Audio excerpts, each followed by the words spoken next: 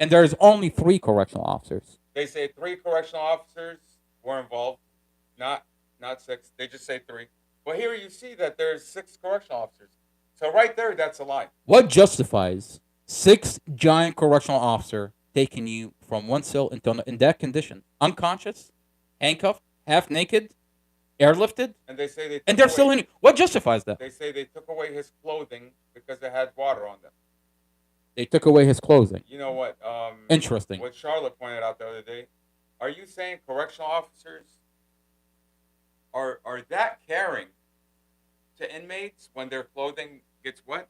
You're telling me that correctional officers are going around. Specifically, when we're following Priya, that Mustafa was sexually assaulted, they forgot to mention that they took his clothes off. I mean, Mustafa wakes up in another cell with a blood all over, and they're taking pictures That's on their exactly what personal she cell pointed phone. out. Is that On their personal cell phone, they're taking pictures. the reason why they took his clothing is because it had blood on it. Okay. Now I remember days after, maybe 2 3 weeks after this incident, Mustafa was forced to give up some of his thermals, and I remember specifically that his pants was missing. So they gave me 3 long sleeve shirts and 2 pants. It was supposed to be 3 long sleeve shirts and 3 pants, but his pants was missing. And when I asked Mustafa, where's the pants? He said that's the piece of clothing that had the blood on it.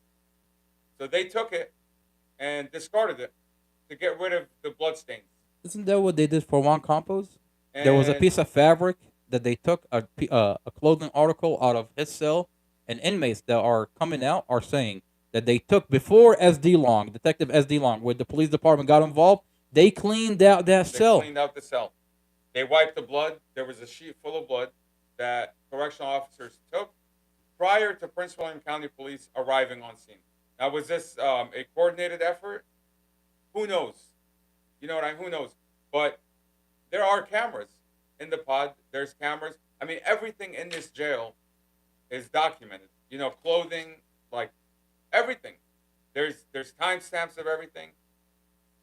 It's just very odd that you have the same investigator from Prince William County Police uh, going around and burying these stories.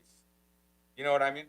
You have Scott DeLong, who's burying the Juan Campos story, and they write it off as a heart attack.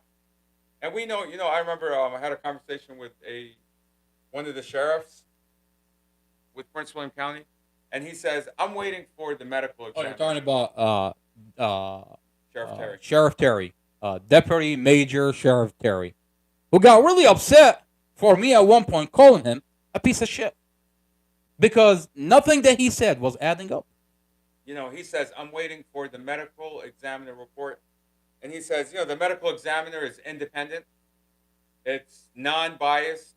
He's not going to be trying to cover up for anybody. That's before the CCTV came out. This is a fact-finding. He said this video does not exist, by the way. Yeah. I had a conversation with him, multiple conversation, where he told me your brother is okay, nothing happened to your brother, and there is nothing on the CCTV that he personally reviewed it himself. There's nothing there. I mean, they're saying that this is normal. Okay, this is definitely not normal, especially when you see the injuries afterwards. Okay, I mean, I don't know how well you can see that on the YouTube. Okay, let's zoom in a little bit. Yep, you can see it. I mean, do you see the marking on the elbow? Okay, this is 2 weeks after May 24th. 2 weeks.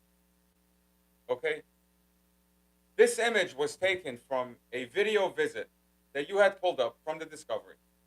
Okay, there's a video visit that we were allowed to see him 2 weeks after this beating.